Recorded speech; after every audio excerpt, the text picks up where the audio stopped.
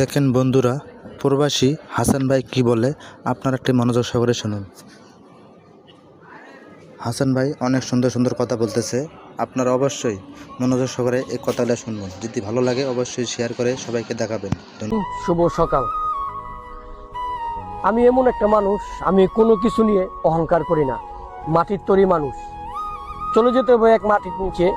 তা আমরা যদি অহংকার করি সব কিছু নিয়ে, তা চলবে না। আপনার জায়গা জমিন নিয়ে আনাআনি, মারামারি, বাপের পোলায় মারেন, পোলায় বাপে মারেন, কিন্তু যার যতটুক পাওনা তাকে ততটুক বুঝিয়ে দেন। আপনিও খুশি, আমিও খুশি, আমার আল্লাহও খুশি। যদি কেউকে খুশি রাখতে না পারি তো নিজেই মাটিতে তৈরি হয়ে যায়। মাটি এমন একটা জিনিস, মাটি নিয়ে কোনো সম্পর্ক করা যাবে না।